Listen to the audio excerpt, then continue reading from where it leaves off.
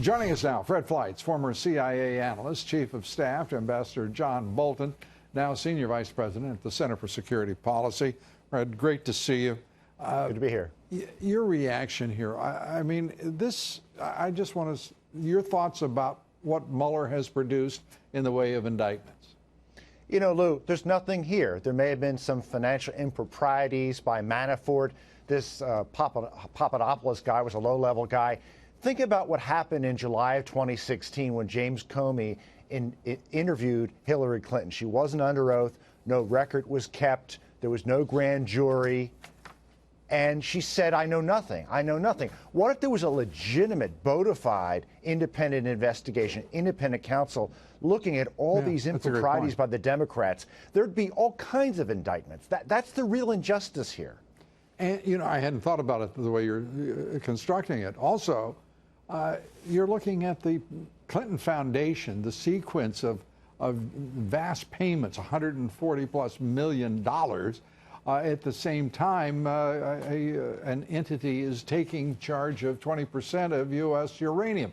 That's a pretty significant and obvious quid pro quo that should be at least understood, investigated in order to understand it. It looks corrupt on the face of it, does it not?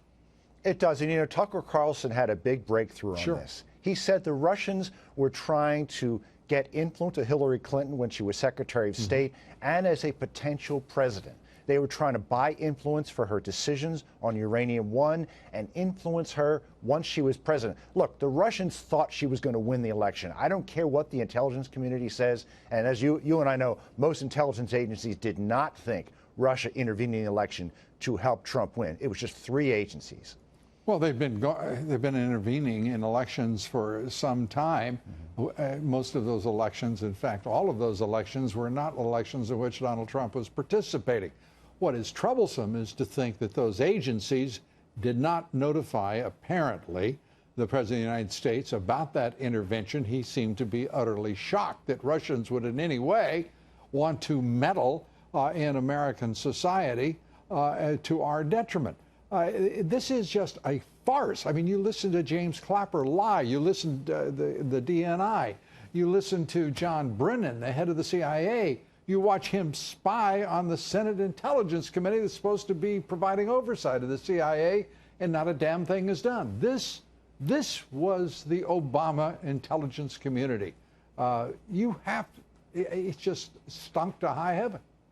I think that's right. Remember, during the campaign, there were intelligence officers saying off the record they didn't think they wanted to brief candidate Trump. Oh, yes. And then the dossier was briefed as part of the presidential daily brief to Mr. Trump. Now, either the intelligence community didn't know the Democratic Party was behind it, or they did know, and they briefed it to Trump anyway. Yeah.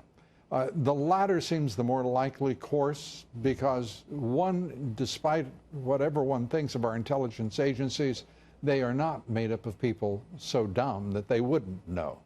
A fair assessment, or am I being optimistic? Most intelligence officers are not political. They're loyal. I don't like them all being smeared because of the misdeeds of a few, but those few have done a lot of damage, and they have to be removed from the community to restore its reputation.